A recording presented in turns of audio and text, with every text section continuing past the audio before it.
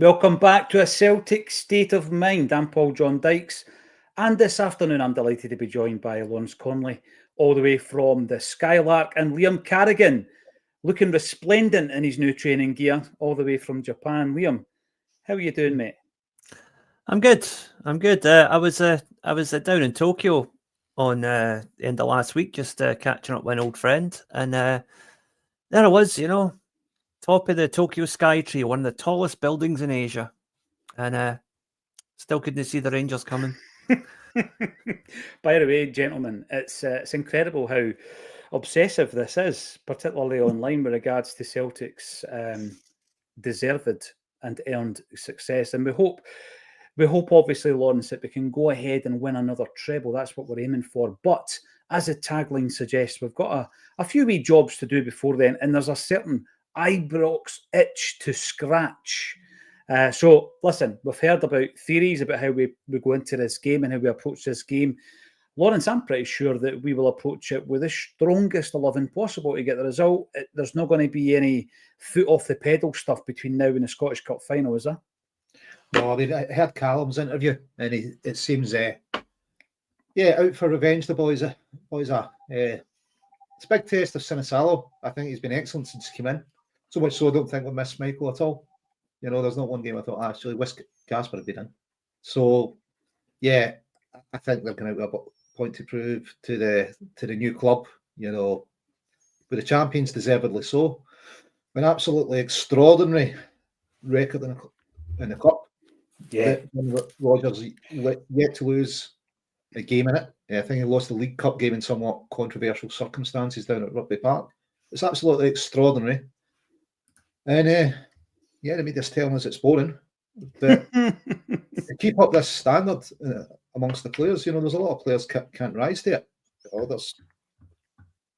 These guys consistently go out and win trophy after trophy. Yeah. It's an unbelievable standard that they're achieving. James Forrest, his medal haul now, absolutely amazing. Astonishing. And across the city, they're giving out an award to somebody for 500 appearances and one medal. It's about levels, isn't it? Big plate. Was it a big plate? Big ceramic one? Or was it a cup? Big loving cup? It's... They probably couldn't go to that engravers in East Kilbride. I don't know if they paid them last time. So. The thing, they have no sense of humour, Liam. At least when we were absolutely rotten in the 90s, we were the first to laugh at ourselves. I always remember that. I always talk about that Tynecastle moment. We ended up losing 3-1 at Tynecastle. It was Baltic. The pies were greasy, the bovril was cold, and we started singing Always Look on the Bright Side of Life because we had a sense of humour. There was self-deprecating humour back then, Liam. Everything you say is met with a sea of toxic abuse. I can handle it. Don't worry about that. But yes, let's have a wee talk about Ibrox first, and then we'll cast our eyes back to the game at the weekend and everything else that's happening in the world of Celtic. It's the Sefco Rangers 49ers against the Glasgow Celtic 55ers, Liam. And I'm pretty sure there'll be a few blogs between now and the weekend. Yeah. It's going to be an interesting game. I'm predicting that we'll win, but I'm not going to make any outrageous predictions like I did last time because I think that was inviting ridicule and inviting a smackdown. So, I think we're due a win against that mob, are we not? I mean, everybody else has beat them, so we might as well get our turn. There is that feeling, though, that it definitely is an itch that we need to scratch. And we're going to be talking about how we fare, how we're going into this game. I know I don't believe in that old cliche that form goes out the window, but, we have gone into some of these games in the past and I felt pretty confident, I've got to say. And then for some strange reason, a couple of times this season, Lawrence, we've just frozen. We've not played our own game. Brendan spoke about them playing us and all this kind of stuff. And you hope that, we spoke about it yesterday, we'll learn from that. Quinny was talking about learning very quickly in the Champions League this season, following up a 7-1 thumping with a very credible draw over against Atalanta in Italy, 0-0. So we do learn from these mistakes, but this season it hasn't been the case against Rangers. What do you think we'll do differently this time round? I think maybe it's not been the case against Rangers that we're so far ahead, by the time of the second and third game. Mm-hmm. but they weren't really going to be pivotal in the outcome of the league. There was more for it. It's about what's at stake, Lawrence. About what's at stake, yeah. Yeah, the league was done by then. I mean, looking ahead to the game, I'm hoping maybe we start with Ida up front and Maida wide, and maybe the Jota injury will facilitate that. I think that'll be a bit better for us. I'm hoping Sinisalo continues his good form. You're hoping for 3 points. We're off the back of a 5-0 win. And they've dropped points yet again. So, yeah, Callum seemed to get across in his interview that the boys are out for revenge. They know they owe the fans a performance in this game, I think. And they want to not just go there as champions and be giving that guard of honour onto the park. They want to prove it on the park. The guard of honour. What is that going to look like? Is Chris Boyd going to be at the end of it singing Simply the Best? Are we going to have Alan McCoist feeding David Murray out the loving cup? I can see why they don't do it. Can you imagine one of their players giving a guard of honour and gets hit by a bottle from the executive area? There is it's a dangerous part to play at. There is that risk. Yeah, I know. Listen, guard of honour, they can keep it. They can keep it. It means nothing. It really does. I mean, we know that it's a classy gesture, and we know that we won't get it. So I'm over it. I was over it the last time it was pitched and it was suggested. But in terms of the energy around the squad at the moment, Liam, you hear Brendan Rodgers talking about, after the game at Tannadice, talking about the fact that when we need to step up, we do. And that's a mentality, that's a culture that has been built over several seasons at Celtic Park. And it's true, yeah, you're disappointed when you don't turn up. And that's happened a couple of times this season, a few times this season. But more often than not, and in the last 3 games, we do turn up. I mean, we've scored 5 goals in each of the last 3 games, Liam, and we are playing that, that rip-roaring, free-scoring, never boring Glasgow Celtic, the Celtic way. And I think that when you're going into this game at Ibrox, you've won the league, there's no such thing as a dead rubber. Yeah, I mean, as I keep going back to, you really do want to bury those demons of the past. We're talking about revenge. Brendan came out and says we didn't like revenge. Well, maybe you should, because the last time you spoke about not liking revenge, we got beat again, Liam. I'm all out for revenge. That's what it's all about, is it not? I don't know about revenge, but humiliation, I'll take some of that. No, I think that this is going to sound very cliche, but I think their behaviour after winning those 2 meaningless games, ultimately, particularly the last one, I think they've annoyed a few of the Celtic players and a few of the Celtic staff. And I think, yeah, they won't say it publicly, but I think they're just like, we need to put these Muppets back in their place. We need to show them who are the bosses of Scottish football. Any delusions of adequacy they may have just need to be smacked right out of them on Sunday. Yeah, and I mean, when we're looking at the team that's going to line up to do that, I've got to agree with Lawrence. The best way that you could really gauge the performances of Sinisalo, Lawrence, is the fact that at no point have you said, if we had Casper, he seamlessly came into this side. And we know the plan, apparently, was to have this kind of young up-and-coming emerging talent learning from the old head of Casper Schmeichel. But all season, it was like, when's he going to get this opportunity? And unfortunately, Casper Schmeichel gets that injury on international duty. But it has opened the door. A few weeks ago, Lawrence, I asked the question, what if? Because you're allowed to do that now and again, hypothetical questions, What if Casper Schmeichel is fit for the Scottish Cup final? Sinisalo continues in this vein of form. Does that give the manager a headache or a dilemma, do you think? Or do you stick with the guy that's on form and who's got the jersey? Or the gloves in this case? It definitely gives him a decision, but I don't think it'd be too much a headache for Brendan. I think you go, look, Sinisalo's earned his right. If he keeps playing like this, he's earned his right to play in the final. And I think that it's probably harder for goalkeepers to get back into a team. If the guy in between the sticks is performing, you've got to leave him there.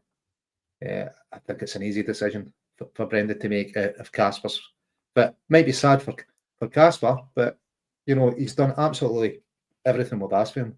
Sinisalo, and he's looking like Tosh and team have found another great player for the club. Tosh, of course, being part of that scouting network, not the head of the scouting network, as was unfortunately suggested in the comment section the other week, but it's not the case. Tosh does a great job, by the way, and he is joining us.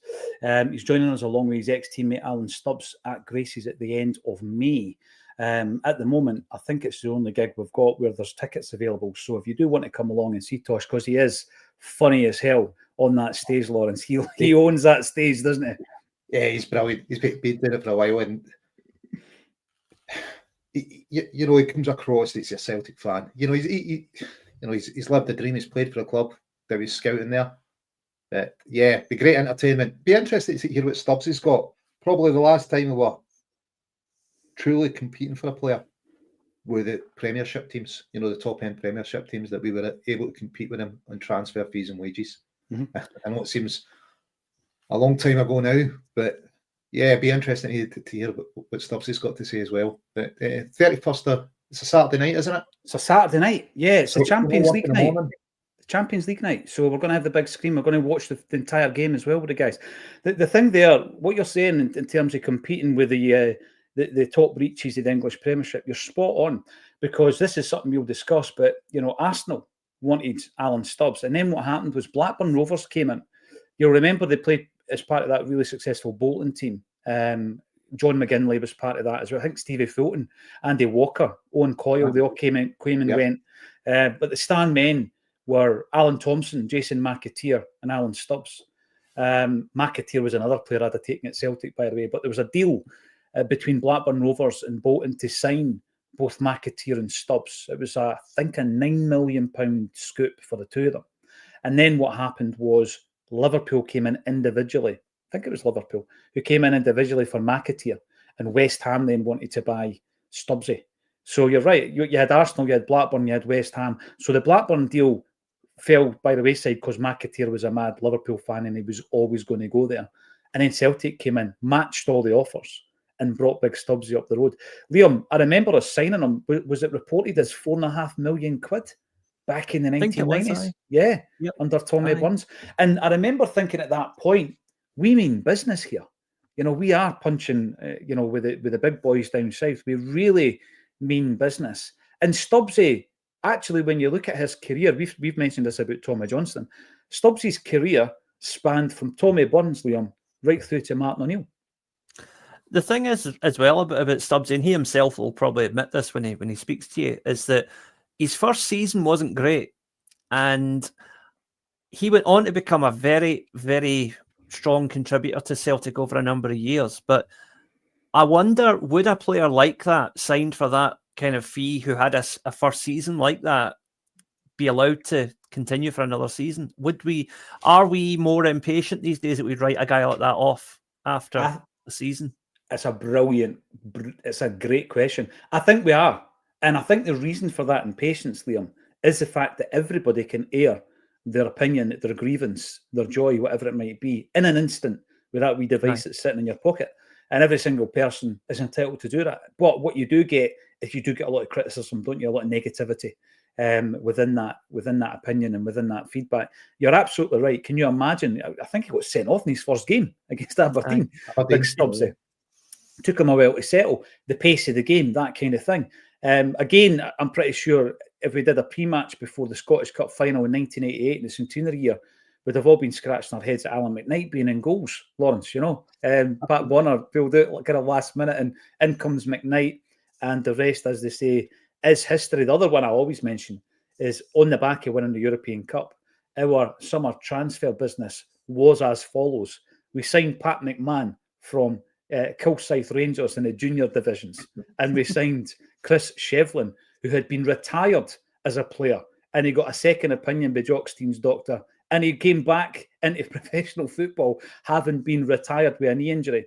So he was a free transfer, as was Pat McMahon. That was our signings after winning the European Cup, and I'm pretty sure social media would have been ablaze with a wee bit of criticism, feedback, negativity, toxicity, whatever you want to call it, Lawrence. But that was then, and this is now. And I think you're right. I think you're right about Sinisalo in the first instance. Let's have a look at the defence then, because one of the big changes, I think, after St Johnstone, the 1-0 game at McDermott, is there's a couple of people obviously just dropped out the starting 11.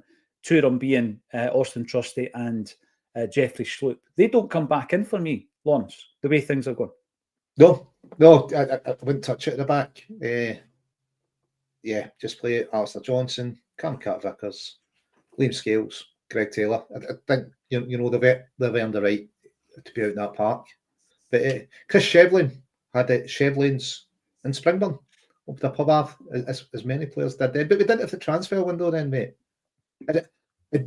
You were saying kind of it's down to the phone, players coming into the season like Stubbsy. But I know this is probably boring, but it's probably also down to the standards our players are setting. If a signing comes in now and doesn't match those standards, putting in trophy-winning performances, he's not going to last at Celtic.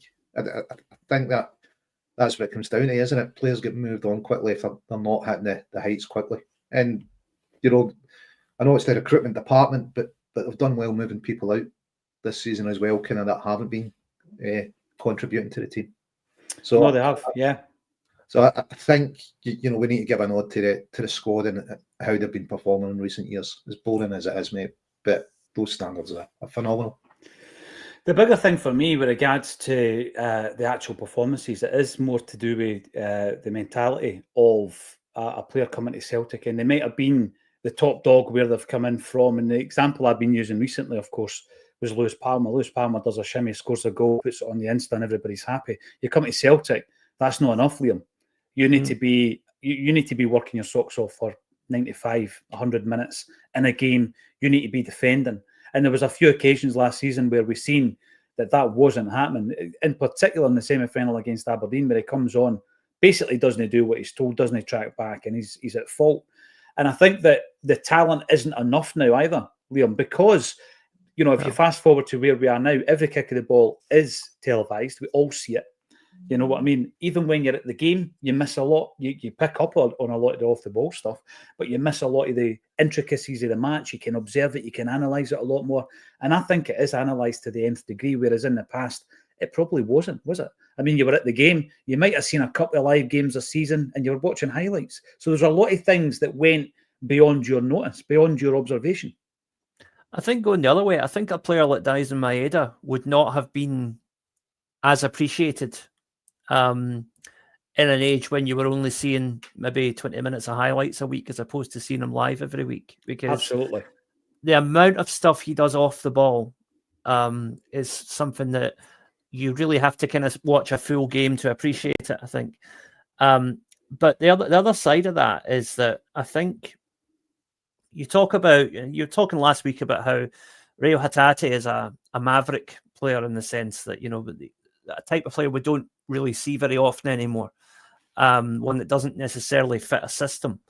I think the way that football's going now in general is players like Daisen Maeda are going to be more successful than players like Hatate or Kyogo, for the simple reason that you put the player in the system, and as long as he fits that system in time, the class will show through. Whereas you can have players like Palmer, who, in my opinion, has ability-wise, he's got the class, but he doesn't fit with the system, and he doesn't adapt to the system. That's why he's not being kept on at Olympiacos either. He showed some nice touches. I think he had an assist or two, but nice wee back heel, that kind of thing. Didn't fit in with the system there, and they're looking at they're the same as us. They're looking at trying to get in the Champions League next year. Mm-hmm. They really need to. I think actually they qualify automatically, but anyway, they are, they're a Champions League club, and they need players who are going to fit their system, and they decided he doesn't, and it's a shame because we all know there is a player there. Yeah, without a doubt. I think another one in recent times was probably Haksabanovic. He showed technical ability, right? I mean, when you talk to ex-players and they go on about training ground players, Lawrence, guys that are brilliant, technically gifted players, but then actually when, they turn up on a day, it doesn't really work out for them. People go on about Owen Archdeacon, how talented he was. Bobby Pettit, apparently Chris Sutton said he was the best player at training. Bobby Pettit, every single day, best player at training.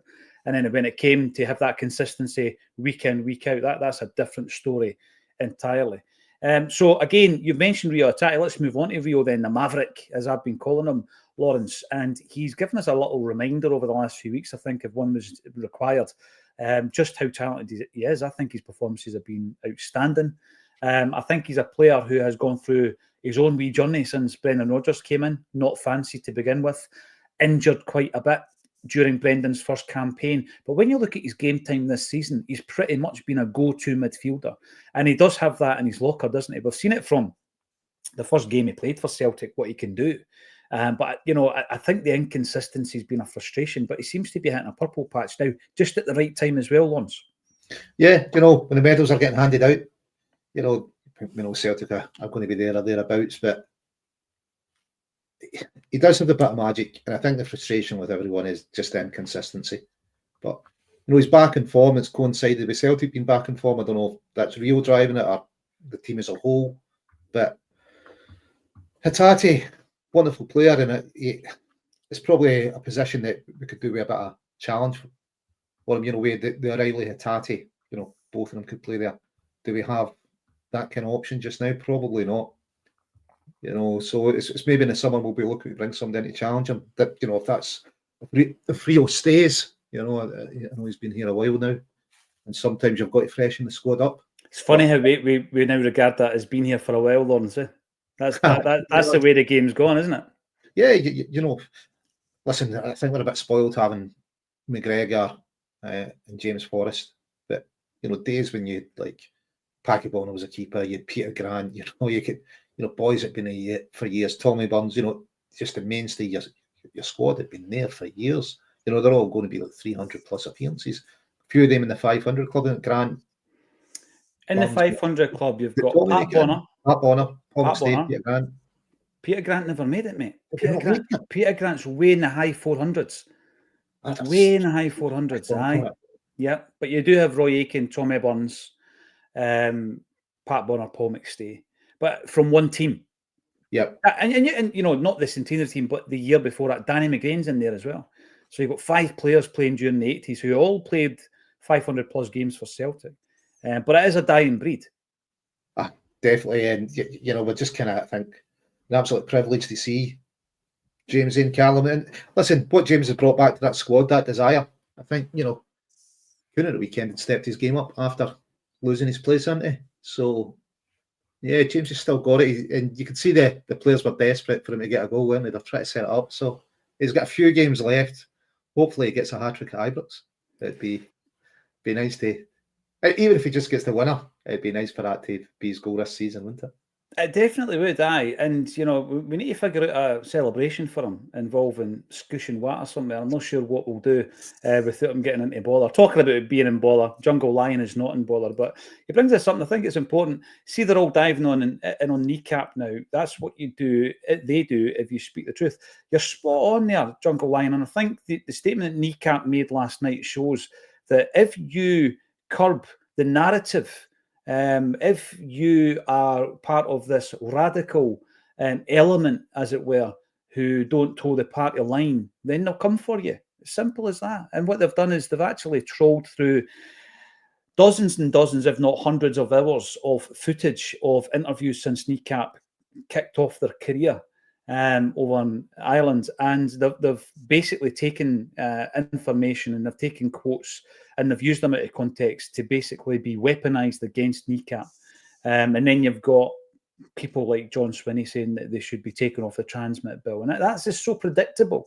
It's so predictable. What was his latest comment about what's actually happening in Gaza? I'm not quite sure what Swinney's latest comment has been on that. Because Kneecap are saying something about killing Tory MPs or something. Is this what it's off the back of? Well, but yeah, the thing with that though, listen, you could say something in jest, but at the right time, what they'll do is they'll quote it, they'll put it into a different context, and they'll come for you. I can only imagine what's going to happen when John Swinney hears the songs at Ibrox on Sunday about killing Catholics. Mate, I can only imagine the rage he's going to go in. You're spot on. And this is where Jungle Lion's going with this. But that doesn't fit the narrative, Lawrence. That doesn't fit the narrative. Therefore, they will sing their songs of hate for 90 minutes. and nothing will be said, not an eyelid will be batted by any politician in Scotland. So you're right. And it's hypocrisy. And that is what angers people, I think. So, yeah, absolutely brilliant shout by Jungle Lion. We're talking Rio Hatate, I think, an incredible situation that you're in when you sign 3 players on the same day, Liam. Rio Hatate, Yosuke Ideguchi, almost forgot his first name there, and Daisen Maeda, who initially came in on loan, sometimes I forget, and they joined their countryman Kyogo at the football club. And for a long spell, you're looking at them thinking, in terms of technical ability, you've got Hatate, the playmaker, you've got Kyogo, the match winner, and you've got Daisen, who runs about a lot. Look how that's flipped. Liam, and look where we are now. Yeah. And many, many times you've had an opportunity to say it and you haven't. I told you so. Because from day one, you have been flying the Daisen Maeda flag. And now we're sitting here. He's on a goal drought. I think he's went about 90 minutes without a goal. He's on 33 this season. 33 goals this season. He's had 3 cut off, 3 chopped off. We'll get to that audio. Me and Lawrence were talking about it before we came on. The audio, the Ida push. Interesting. But Daisen Maeda, Liam, you knew it. You absolutely knew it. But one of the subjects that we spoke about on Friday nights, this is Acsom with Quinny and Acsom and Tino. It was a great chat, actually, and we're looking to do that at least once a month with the boys. One of the things that we touched on was, this situation that we're in at the moment with Daisen Maeda, 33 goals, obviously going to be the top goal scorer. But we're going into a summer where I don't feel like frightened that we're going to lose him. I knew there was an inevitability about Matt O'Reilly when he left. I was a bit shocked about Jota when he left. I felt there was an inevitability about Kyogo, the way that things had gone during the campaign and since Brennan came in. But I'm not getting the same vibes about Daisen at this stage, Liam. Is that naivety? Have you heard anything over from the Japanese press?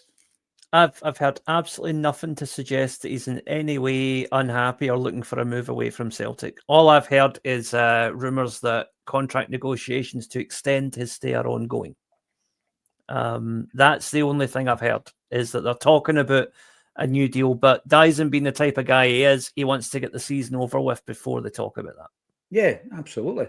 And I think with Maeda as well, Ibrox is a hunting ground for Daisen Maeda, isn't it? I mean, there was a period of time where, regardless of what he was doing, and a lot of people used to criticise him, to the point where I remember he scored a goal at Easter Road, which was just a piece of individual brilliance. Remember, he picked the ball up, went for a wee run, went for a mazy and scalped it into the top corner. It was a sensational goal.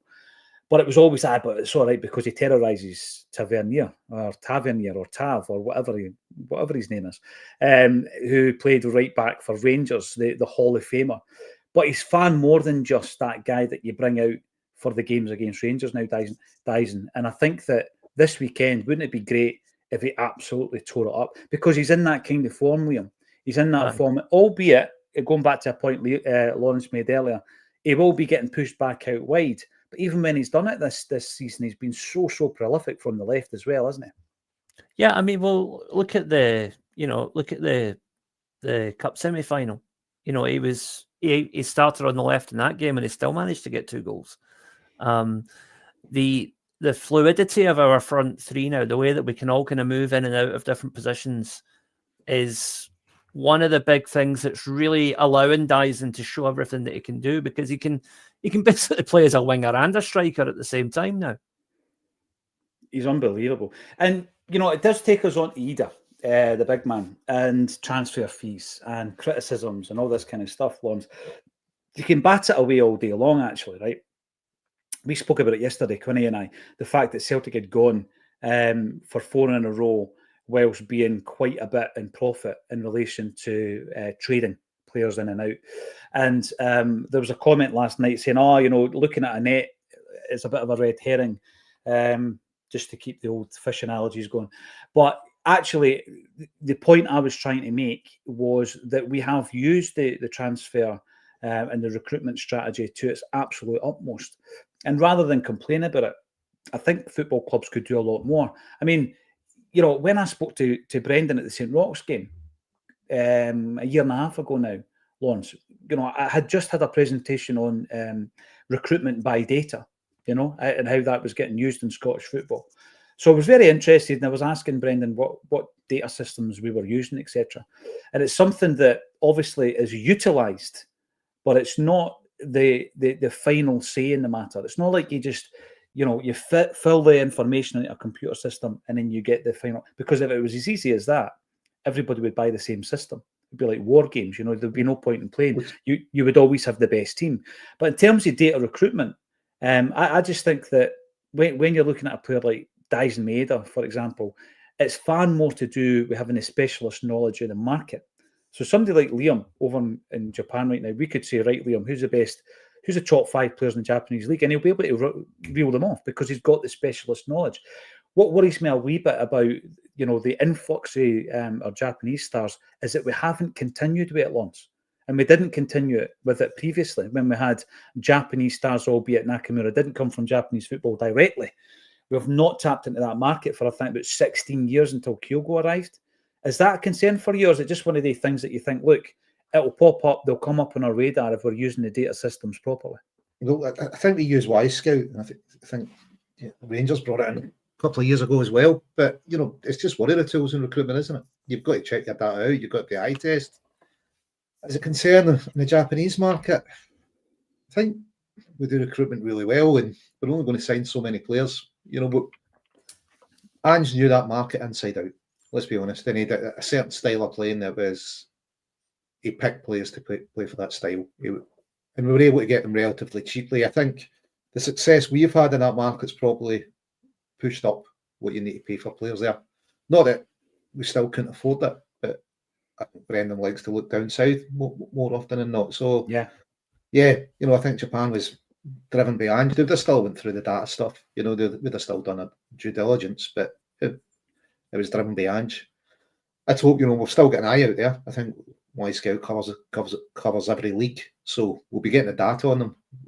Whether or not we're as focused on Japan, I don't think we are. I think that was a unique set of circumstances. You're bringing a manager from that league, and he knows that there's players there that can play his system and play it well. I'm hoping Brendan signs his new contract, and I know he says he'll be here next season, but I'm hoping for a few years after that. So I think Brendan seems to favour players from down south. I think that's what we're looking at. And, people said that Ida's a waste of money. Look, I think Norwich pushed the price up on us, but he scored goals when he was here on loan. Who said he was a waste of money? I've seen a few forums on, never worth the 9 million. No, but in the media, Hugh Keevan said he was a waste of money. You've got to what he says with a pinch of salt. Listen, he's scoring goals. I think he's back to form. Since that video came out, he should. If that's what a night out does for him, he should maybe have a couple more. But I think it's been a great investment for us. And he's looking like he'll be a striker for Celtic for a few years to come. He's done it at the top level. He's done it Champions League. Yep. So that's where that's where we look to performing, isn't it? We want to pick up all the trophies in Scotland, of course, but it's the progress in Europe that's the big thing for us. And made huge strides this year, and I think Ida was a big part of that. Massive part. I agree with that. I think he had a really good Champions League campaign. But on that note, talking about recruitment, talking about spending, a lot of money, 36 million quid, let's say, for the starters, Liam, right? The big conversation that we were having on Friday led us to this point where it was, what if we don't have that fear of losing a major asset like Dyson Maeda? And I know that Rio Atati had been spoken about in dispatches during the season, particularly when he wasn't playing well, interestingly enough. What if we don't? What if we don't sell a top player? And Quinny threw this in. He said, yeah, and we could still sell a lot of these guys that are on the periphery of the squad and make good money, like we did with the likes, say, Bernabe, for example. So Lagerbielt's gone out there. He's played games. He's probably earned a move, and we're going to get our money back, perhaps. Mike Nawrocki, he's not going to have a future at Celtic for one reason or another. We can get something back from him. And then you go through it. I mean, I think we got £2 or £3 million for Boston Label. Before you know it, you've clawed in 7, 8, 10 million quid in guys that weren't contributing to your squad anyway, Liam.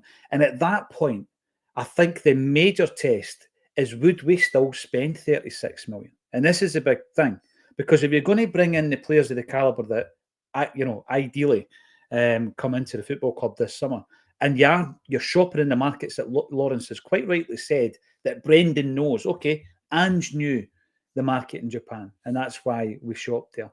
No, Ronny Deila knew about guys like Chris Ayer, so we might have had a wee bit of specialist knowledge there. And then you've got a guy like Neil Lennon, first time round. How much brilliant business did we do in the kind of second tier of the English league? The amount of players that he plucked out of there. And that's because his ex-agent, Jim Melrose, had his ear on the ground when it came to that level of football. We brought the likes of Joe Ledley, Gary Hooper, Chris Commons, Daryl Murphy, the lesser seen Daryl Murphy, Fraser Foster. They all came out of the Championship. Right, so each manager's got that about them. If Brendan's expertise is in the English league, which is the only he's managed in, if you're going to bring three guys in, you're going to be spending the crux of 30 million quid. So is that something the club are going to be prepared to do whilst holding on to all the main talents and all the main assets, Liam? This is a challenge, isn't it? That's the issue, because people talk about all the money we put down last season, but we still turned a profit with the outgoings. And I don't really see us having that big sort of a 25-30 million pound sale this summer. I don't see. The only player who could command that fee is Dyser, and I don't see him leaving. You could, if, for example, Hatate went, you might get 15, 18 million for him. Probably a bit less, though, for being realistic. So I don't really see where that big fee is coming in that's going to finance those. But the thing is, we've got the Champions League money, we've got various other funds coming in. We should be able to go out and spend at least 15, 20 million on players if we wanted to. And really, that is the market we need to operate in to keep at the level we're at now. To keep out in front. That the takeover over at Ibrox, I don't think is going to happen, but they will probably get some kind of investment over there, and we need to keep ahead of them. So whatever they spend, we will spend more, I think. There is that slight concern, Liam, that's creeping in here, because, as you say, you bring in Jota, but it was financed by Kyogo. You bring in Trusty, Engels and Eder, but it was financed by Matt O'Reilly. And you don't want, for me, and I know people disagree, I think JP reckons that Rio Hatate has come to the end of his cycle, and there'll be other people in the comment section who would agree with that. But as you say, you're probably going to get Lila Bader style money for Rio Hatate. That's what you're going to get from him. And then you think to yourself, well, that's all fair and well, but you're losing a real asset from the team if you sell him. And it's a big test and a big challenge. And I think that it says a lot about the ambition. Lawrence, I would be astonished if we actually spent, when you look at the net spend, in the region of 15, 20 million quid, because it's not what we do, is it? No, the net spend, generally not on net spend, but level of player come in, generally it's the transfer fees are a measure of quality. But we're getting arguably a better player than when we sold him. Kieran coming back. Oh, absolutely, yeah. So, what value of players that really coming in? We've got some sell-on fees out there, still looking about. Frimpong seems to be forever linked with a move. I think Bernabe's now been linked with Sevilla. So, I think we bring in significant money. A player that I think would maybe go for 15, 20 million would be Kuhn. I know there was talk in the January transfer window, so that'd be one I'd be maybe worried about losing. This window, like him stay longer, but after the talk about Newcastle, his form seemed to dip a bit, and I don't know if that was just kind of if his head was turned. So outside of him, I'd say that's probably your biggest guy that's going to go for big money. Hatate, I think he's been consistent just now to get the big money. 2 years ago, we go, well, he'll be going for 20 million. I think he'd be 10 or 12 now if he was to move on. And who do you replace him with? I know Tosh and team will be doing the work and will have their lists for every position. They've got a cracking track record in recruitment. So you need to see what Brendan's got up his sleeve. I think Josh Brownhill from the Championship was linked in January. So he's out of contract. It's not a big spend, but he's a decent player, 16 goals down there. You might see him come in. Brendan's wanting to progress in Europe. I suppose it depends how the talks go with Dermot, doesn't it? You know, and I think Dermot will back him because at the end of the day, Brendan's Dermot's man. I would expect us to bring in 2 big signings on top of Kieran. I hope we do. Yeah, absolutely. But what I'm trying to float is this concept that I don't think we've ever been in a situation where not only have we done that, we've kept all our best talents. Yeah. And I'm not sure we will. And this is the issue, and it's not to put a dampener on anything. It's changed now, though, isn't it, with the amount of Champions League games? I think that's kind of sea change for us. You know, totally.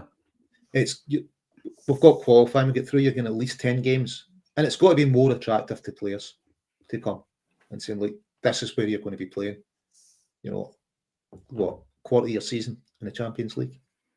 Yeah, and of course there's other things to consider as well. The Kuhn thing, you mentioned Newcastle United. Obviously, it's been announced, I think, that we're playing a friendly against them in July at Celtic Park. I remember, I think it was the last time Newcastle came up was for the opening, wasn't it?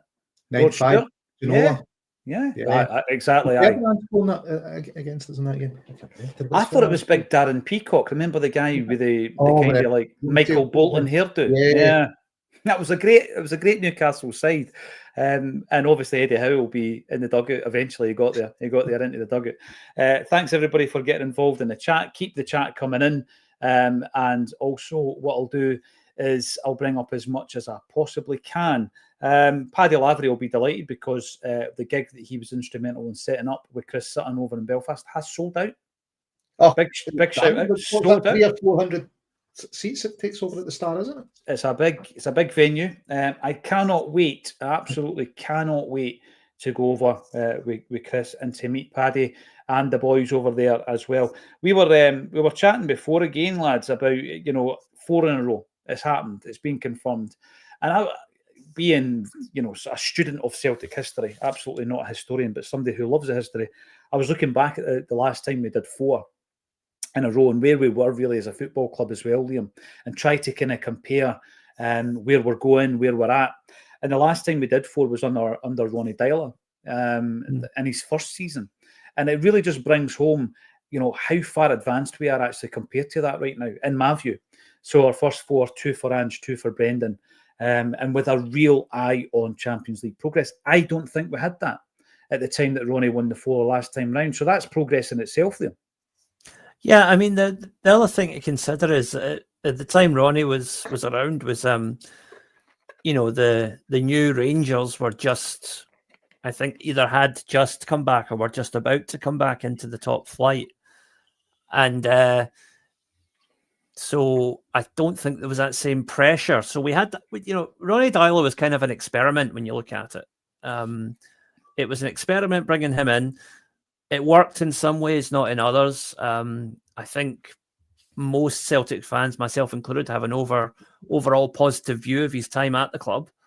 But I think that when Brendan Rodgers came in, you said, okay, now this is serious business now. This is not an experiment. This is a proven top-level manager we're bringing in. And Ange was as well, in fairness. Maybe not so, excuse me, for people in European football, but if you look at his international record and what he'd accomplished before coming to Europe, he was a top-level manager. So I think that it's just we're on a whole different stratosphere now in terms of the players we're bringing in, but also in terms of the management side of it. We couldn't hire somebody like Ronny Deila again, and that's no disrespect to him, but I don't think with the current climate the way it is, I don't think the Celtic board would get away with bringing in a relatively untested new manager if Brendan Rodgers by some horrible coincidence left in the summer. Listen, I think Ronny was a project manager, if there's such a thing, Liam. We talk about project players, and I think there was a bit of breathing space in that. Obviously, we didn't have Rangers in the top division during Ronny's tenure, and of course we bottled it when they came back, and that's why we chucked the money to Brendan. That's the narrative, if you just want to believe what you read. And I'm going to bring up this one from Alan Robertson. He's asking Lawrence a wee question. How many times are you going to say extraordinary? I'm not too sure, mate. I'd need to watch back and count. But I thought it was a good use. I thought it was a good use of the word. You only said it twice. It must be getting boring, as opposed to the Scottish press. They could use any kind of adjective to describe our dominance, and they settled on boring. Yes, boring. But again, the boring thing, we actually called it. Believe it or not, we called it, didn't we, the day before it happened? And that was based on the McRae SFA president comments when Celtic were winning trebles, and he said it was boring for the rest of Scottish football. Well, look at Ronny Deila. Let's talk about trebles. Was that Alan Muir? It was Alan Muir, yes. Yeah, stop running getting a treble. Jeez, he was the man on the line. He was the man staring at it from 5 yards. Absolutely, yeah. But that does lead us on, actually, to, because you're on, and we can't go through a Tuesday with Lawrence without talking about officialdom. Have you both heard the audio for the Ida push, where the goal was chopped off at Hampden for St Johnstone? You heard it, Liam? Yeah, I haven't actually heard it yet. No. Right. No. Well, Lawrence and I were talking about it before we came live. I think it's extraordinary. It is. It is. And what's extraordinary about it is that Andrew Dallas is the guy that you're nodding your head at, saying, I totally agree with you, mate. Because what happens is the referee that day, Lawrence, was desperate to give the goal. Desperate. And you talk about narratives. You talk about having an angle and having a blinkered view of something. And you can hear how desperate he is, because he's saying he's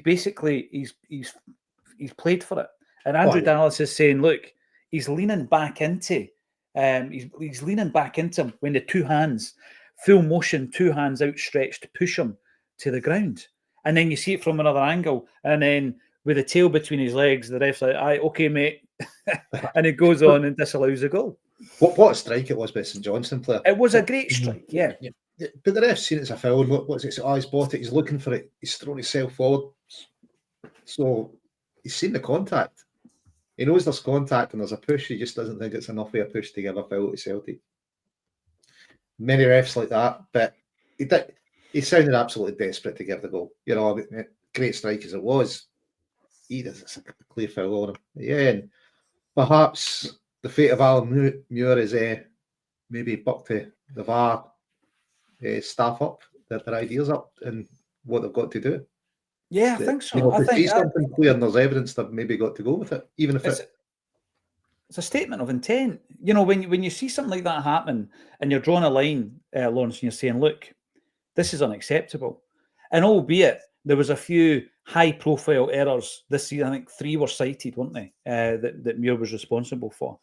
But his was a decade of, I'm going to say errors in inverted commas. It was a decade of decisions against Celtic that he continually, you've mentioned one of them today. We spoke about it the other week there. So I do think there's no hiding place now, Lawrence, and that's a good thing. We had a discussion last week with Colin Coleman saying scrap VAR. No, keep VAR. Just bring in a better version of it and continually improve it. And I think that what Colum's doing, love him or loathe him, is a positive. And he's actually taking what we've got and he's maximising it right now.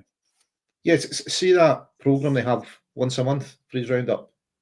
Maybe they should have it after every game. Get the refs on, televised games, get them on for 5-10 minutes explaining what their decision-making process was, rather than us having to wait till they write it down, they post it off to the SFA or whatever, and then a month later, Willie may or may not highlight it. Because as good as that programme is, there's been some decisions out there this season you thought, what, did they just miss that? Why is Willie not speaking about that? It'd be box office getting the refs on. Right, you just gave that. There was a foul in Haksabanovic in the box. VAR looked at it, it looks like a clear trip, and you've decided not to give it. What's your thought process here? I think it'd be great for the game. Definitely entertaining. Didn't we pitch that a few years ago? Yeah, but 3-4 years ago, maybe while he watches, and maybe that's where his idea for his show came. But I'm sure he subscribes. To be honest, I think that'd be next level doing that. Get them mic'd up like they're up to refs as well, so people in the stadium can hear what they're saying. When they're making add to the occasion, add to the entertainment value, because it is, an entertainment spectacle these days. Over $1,000, the refs get paid for the game. Yeah, and full-time VAR officials, that's a full-time job. How many games a week are you covering? How many hours do you do in that full-time job? Get it mic'd up. It'd be entertaining. I think there'd be more transparency about decisions and there'd be more accountability about them. And it'd be great for us. Yeah, I absolutely agree with that. I think it's going in the right direction, but we do need to improve the system that we have. We've got the cheap one, it's £1.2 million a year. It's no good enough. Doesn't give you the Hawkeye. That just sounds like a Marvel superhero. Doesn't give you the Hawkeye. Talking to superheroes, Liam, your blog does like to tap into that kind of visually. Give us a wee update on the blog. You're still working away, you're still beavering away on it. Aye, apologies, folks. There's been a wee bit of a shortage of content the last few days. I've had some stuff I've had to deal with, and I've not been as on it as I should be. But from tomorrow onwards, you'll be seeing a regular flow of stuff again. And I do have a few ideas ready to go. Particularly ahead of the game on Sunday. The fact that it is on Star Wars Day, there will be various gratuitous Star Wars references littered throughout my preview pieces this week. So apologies in advance for that if you're not a Star Wars fan. But a visit to the Death Star. Aye. Now, yeah, you're right. I'm looking forward to that. Love it. Scout Sinisalo has the jersey now. We had a wee chat earlier on about what happens if Schmeichel is fit for the final. Does he come back in? Let us know in the comment section what you think about that as well. Another concern really is Jota's injury and how long he's going to be out for. Fair play to wee Rio. Try to give him a backie to celebrate. Liam, you would have noticed that. But obviously he wasn't fit to do it. And a big shout out also to the man who scored the most important goal in Scottish football history, Stevie Chmer. He passed away today. It's his anniversary. On this day, he was 83 years of age, and that's 6 years now.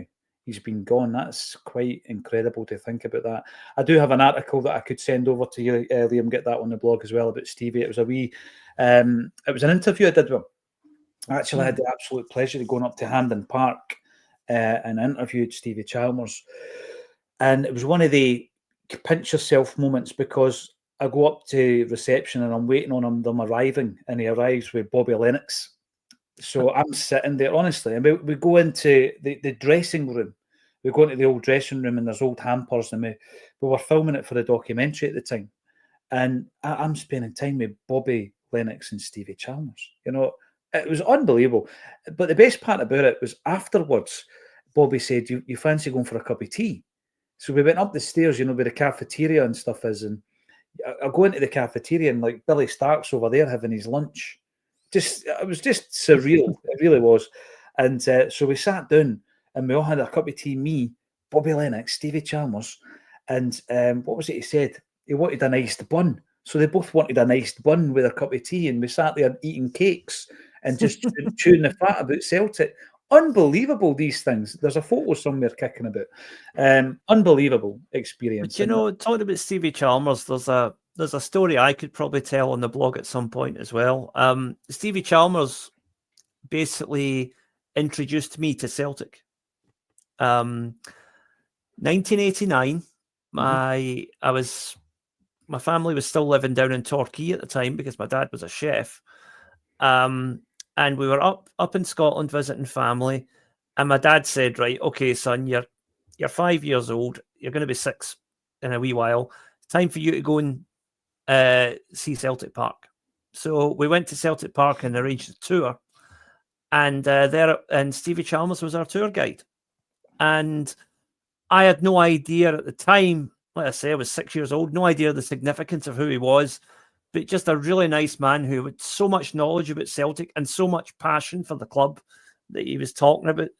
And he let me hold the Scottish Cup, which we'd just won, I think, about 6 weeks previously. Even though, you know, I wasn't supposed to. He let me take a photo, holding the Scottish Cup, and then 10 seconds later, I dropped it. I think Stevie was worried for his job at that point, but we were all right. And it was just a lovely experience. And that was the first time I ever visited Celtic Park. And it was through Stevie Chmer that I learned what Celtic were all about for the first time. I've been a fan ever since. Oh, it's incredible. I love these stories. I mean, obviously, it's one of the main themes of a Celtic state of mind is to try and tap into people's, you know, love of Celtic and their memories and, you know, just the anecdotes and their experiences and these things that make it so special to so many different people. And Stevie, of course, his son went on to play for Celtic, Paul Chmer. So That he's one of them, and I don't know how many there are actually, Lawrence, who father and son have both played for the football club. Jimmy Quinn? Jimmy's granddad, it was. Granddad? Jimmy's great granddad, aye. Yeah, great. His granddad was offered the deal with Bars. We're talking about Jimmy Quinn, who scored a hat-trick against Rangers in the Jimmy Quinn final, yeah. And then the Jimmy Quinn who was in the Quality Street gang.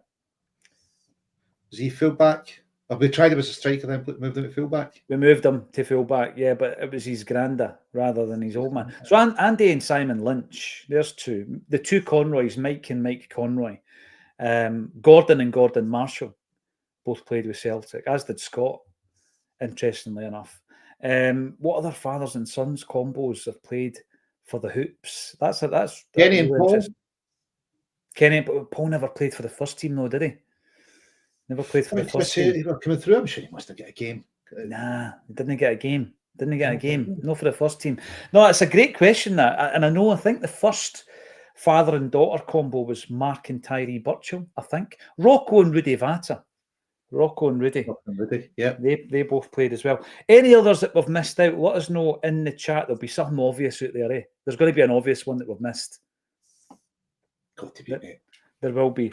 There absolutely will be. And this is the thing, back in the day we were saying, sign Jordan Larson and marry him up with Sydney Van Hooijdonk. Let's go for it. Thanks, everybody, for getting involved in the chat. Keep the comments coming in. The Urban Culture, always an absolute pleasure to see you in there on the YouTube. Time to lance the Ibrox boil. That should have been my tagline. That should have been... Yeah.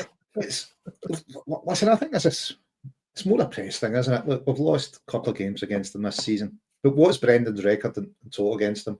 We've lost, when there was trophies to be played for, we won the game. It's kind of... So in a serious note, though, time we lost them. Does it become a thing, right? Does it become a monkey on your back? Seriously, right? Because... Well, I think the press needs some positive story for... Yeah, of course. Side of the city. And this is all they've got. I mean, they don't have a trophy. Nothing much to play for. They've been spinning out the takeover since, the last 3 months. Goodness knows what's happened. January. Since January. So they're now... it was announced in February, but it'd apparently been talking since before January. So that was a positive story for the last 3 months. I guess this is the moment now. They're trying to find some positives there. That's all fair and well, but the fact remains that we've not been at it. And they've beaten us in the last 2 games. And even the League Cup final wasn't a vintage performance. I mean, I'll always remember it for Dyson. It was the Dyson final for me. That goal, unbelievable, 3 touches. Bergkamp does that. It's on the 100 greatest goals compilation, right? And obviously his part in the penalty shootout as well. However, we've not been at it. And all I'm asking is, listen, Rangers will never be this bad forever, right? Whatever happens, who knows? It might be a takeover of some description. They're not going to be this bad forever. So say next season when things really are tighter, let's say, for example, when you go into one of these games, is it a monkey you need to get off your back? That's what I'm asking. We know how sport works. That does tend to happen. You have a bad run at a certain ground or against a certain team. I'll put it this way, I would take winning trebles every year, even if it meant 3 league games to name. No, that's this season. That's this season. It's this season. And is that monkey on our back? Listen, we're meaning games, and I think, we've lost the last 2. I think we'll put it right. Yeah, you don't want one losing to them forever, but I think we'll put it right. As long as the trophies keep coming home. That's the main thing. Absolutely. But my point with that one would be, Lawrence, if that run continues, then eventually, if they are better, if they are more stable, if it is tighter, then it becomes an issue. So that's one of the big things that I look at the game, Liam, and I know you'd play the young kids. You'd have the you'd play the combos, the father and son combos. I stick the duck up front for a laugh. I think we should get the start. Remember when you go to games early 80s, you get the builders hats. I should think that's what the Celtic staff should wear in there. But for health and safety purposes, obviously, and anyone taking corner kicks as well should be wearing that. I've no idea what you're talking about. One of them. So what happened back in the day was it could get a bit tasty, particularly in the jungle. So people started wearing hard hats, but then obviously they started modifying them. And this is an original from back in the day. Look at the names: Bertie, Lennox, Big T. That'll be Tommy Gemmell. Louis, that's Louis McCarry, who was once or twice referred to as Luigi by Fergus McCann. Wispy, Murdoch. This particular hard hat, there's a story behind this one. So I was taking some images of the jerseys back in the day with a good friend of mine, Jamie Fox. Big shout out to Jamie. And he's got a collection that, it just keeps, other things just keep appearing out of nowhere, out of cupboards and drawers. And this hat came out and I said, we need to take a picture. That's a belter. And it was Jamie that told me the story, Lawrence, because this is really before my time. I've never seen a hard hat in a Celtic crowd, but this was basically, it was something you had to do if you didn't want to get sconed in the back of the head with a glass bottle or a tin of pee, etc. So yeah, there's an original right there. So what we're talking here, that's from the 70s, obviously, looking at the players on it. So how long did we do that for, Lawrence? You could actually see them in the crowd in the 1977 Scottish Cup final. You can see these hard hats. 80, 81. Yeah. I think at least, yeah. I think at least. I mean, it's not quite Peaky Blinders in terms of fashion sense, but it was something you had to do. The Celtic staff probably should have to wear them in the dugout as well.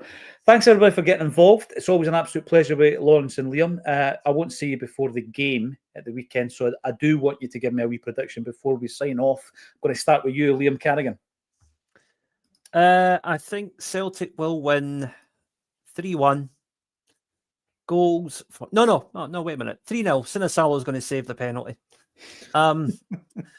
Yeah, we'll win 3-0. Dyson, Ida, and Forrest is going to get his goal. And it's going to be the third. I'd love to round off the route. I've gone into these games pretty confident this season, Lawrence, right? But we've just been talking about our specific kind of poor run against this side. They've won the last 2 games against us. How do you see it going this time around? I'm with Liam. I think it's going to be a Celtic win. As well as Barry has the opposition playing, I think I'm going to go with 5-0 to Celtic and James Eddie getting amongst the goals. 4 in a row. You're going for another 4 in a row, are you? Yeah. 5-0 wins. Okay. It makes sense. Okay, right. Well, let us know your comments in the comments here. Let us know your thoughts. It's always an absolute pleasure to be joined by these two guys. Fantastic. And we'll be back tomorrow at 12:30 as always. So that all that's left for me to say, Lawrence Conley, Liam Carrigan, thank you once again for joining me on A Celtic State of Mind.